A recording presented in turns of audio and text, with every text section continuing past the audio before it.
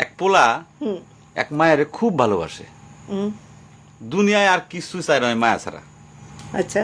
কিন্তু মায়া পোলাডারে পছন্দ করে না। ওহো।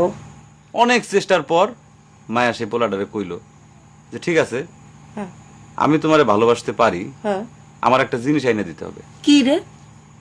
পোলাটা তখন কইল যে তোমারে পাওয়ার লিগা আমি দুনিয়ার যে কোনো জায়গা থেকে যে কোনো জিনিস আইনা দিতে পারি। মায়েরা তখন কইল তুমি তোমার মায়ের কলিজাটা আমার আইনা দাও। শুনোই না, কি গল্প শোনালি দিদু? পোলা তখন দৌড়াইতে দৌড়াইতে তার মায়ের কাছে গেল। হ্যাঁ। মারে যা কইল, হ্যাঁ। মা আমি একটা মায়ের ভালোবাসছি, আমি তারে ছাড়া বাঁচুক না। হ্যাঁ। কিন্তু ওই মায়া আমার একটা জিনিস নিয়ে যাইতে কইছে, সেটা হলো তোমার কলিজা। তুমি যদি তোমার কলিজাটা আমার দাও, ওই মায়াটা কলিজাটা পাইলে আমার ভালোবাসবে। মা তখন কইল তুই আমার একমাত্র বুকের ধন, তোর সুখের জন্য আমি সবকিছু করতে পারবো। পরে মা বুকটা ফাইরা কলিজাটা বাইর করে পোলার হাতে দিল।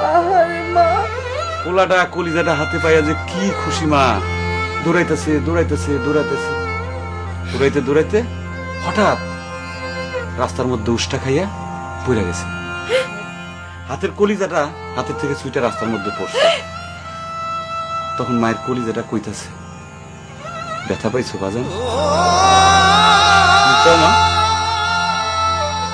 কোন মায়া যদি এইরকম কয়, সেই মায়ের আমি, আমার মনে হয় জগতের সব মায়া একরকম। মা আমি পারো না, মা আমি তোমার ছাড়া আমি থাকতে পারবো না মা।